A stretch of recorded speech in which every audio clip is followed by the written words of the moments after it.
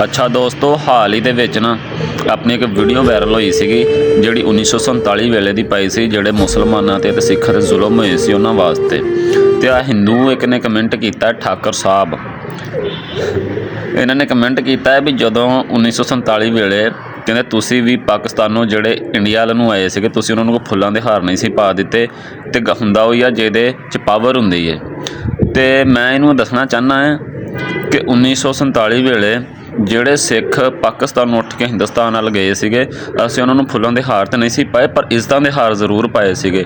ਜੇ ਤੇਰਾ ਕੋਈ ਵੱਡ ਵਡੇਰਾ ਪੁਰਾਣਾ ਜ਼ਿੰਦਾ ਨਾ, ਤੁਹਾਡੇ ਕੋਲ ਰਿਸ਼ਤੇਦਾਰਾਂ ਦੇ ਵਿੱਚ ਦੂਰੋਂ ਨੇੜਿਓਂ ਬਰਾਦਰੀ 'ਚ ਵੀ ਕਿਤੇ ਹੋਵੇ ਨਾ, ਟਾਈਮ ਕੱਢ ਕੇ ਉਹਦੇ ਕੋਲ ਜਾਈ ਜ਼ਰੂਰ ਤੇ ਪੁੱਛੀ ਜ਼ਰੂਰ ਕਿ ਮੁਸਲਮਾਨਾਂ ਨੇ ਉਦੋਂ ਵੀ ਇੱਜ਼ਤਾਂ ਦੇ ਪਹਿਰੇ ਦਿੱਤੇ ਸੀਗੇ। ਜਿਹੜੇ ਸਿੱਖ ਦੂਰੋਂ ਆਏ ਸੀਗੇ ਬਾਰਡਰ 'ਤੇ ਆਉਂਦੇ ਉਹਨਾਂ ਨੂੰ ਰਾਤ ਪੈ ਗਈ ਸੀ, ਇੱਜ਼ਤਾਂ ਦੇ ਖਤਰੇ ਸੀਗੇ ਹਿੰਦੂਆਂ ਕੋਲੋਂ, ਤੁਹਾਡੇ ਹਿੰਦੂਆਂ ਕੋਲੋਂ ਉਹਨਾਂ ਨੂੰ ਖਤਰਾ ਸੀਗਾ ਔਰ ਅਸੀਂ ਮੁਸਲਮਾਨਾਂ ਨੇ ਉਹਨਾਂ ਨੂੰ ਪਨਾਹ ਦਿੱਤੀ ਸੀਗੀ, ਉਹਨਾਂ ਦੀ ਇੱਜ਼ਤਾਂ ਮਹਿਫੂਜ਼ ਰੱਖੀਆਂ ਸੀਗੀਆਂ। ਜਿੱਦਾਂ ਹੀ ਸਵੇਰੇ ਫਜਰ ਟਾਈਮ ਮੂੰਹ ਹਨੇਰਾ ਹੋਇਆ ਸੀ, ਬਾਰਡਰ ਖੁਦ ਜਾ ਕੇ ਡਾਂਗਾਂ ਲੈ ਕੇ ਨਾਲ ਪਾਰ ਕਰਾ ਕੇ ਇੱਜ਼ਤ ਦੇ ਨਾਲ ਆਏ ਸੀਗੇ।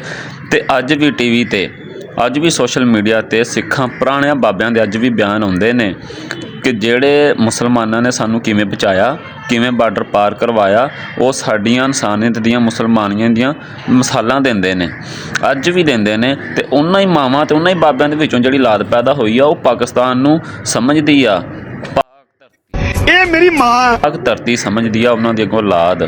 ਤੇ ਜਿਹੜੇ ਤੇਰੇ ਮਰਗੀ ਚੀਣ ਮੀਣ ਹੁੰਦੀ ਆ ਨਾ, ਤੇ ਬਾਕੀ ਤੂੰ ਗੱਲ ਕਰਦਾ ਨਾ ਪਾਵਰ ਦੀ, ਤੇ ਪਾਵਰ ਤੇ ਅਭਿਨੰਦਨ ਵੀ ਆਇਆ ਸੀਗਾ ਤੇ ਸਾਡੀ ਪਾਵਰ ਤੁਸੀਂ ਵੇਖ ਲਈ। ਆ ਪਿੱਛੇ ਜੰਗ ਹੋਈ ਆ, ਤੁਹਾਡੇ ਤਿਆਰੇ ਡਿੱਗੇ, ਤੁਹਾਡੇ ਰਫੈਲ ਡਿੱਗੇ, ਅਸੀਂ ਡਿੱਗੇ। ਗੱਲ ਤੂੰ ਪਾਵਰ ਦੀ ਕਰਨਾ ਨਾ, ਤੁਹਾਡੀ ਤਾਂ ਅੱਖਾਂ ਨਾਲ ਅੱਖਾਂ ਮਿਲਾ ਕੇ ਗੱਲ ਕਰਨ ਦੀ ਜ਼ਰੂਰਤ ਨਹੀਂ ਹੈ, ਲੜਨਾ ਤੁਸੀਂ ਖੇਤ ਸੁਆ।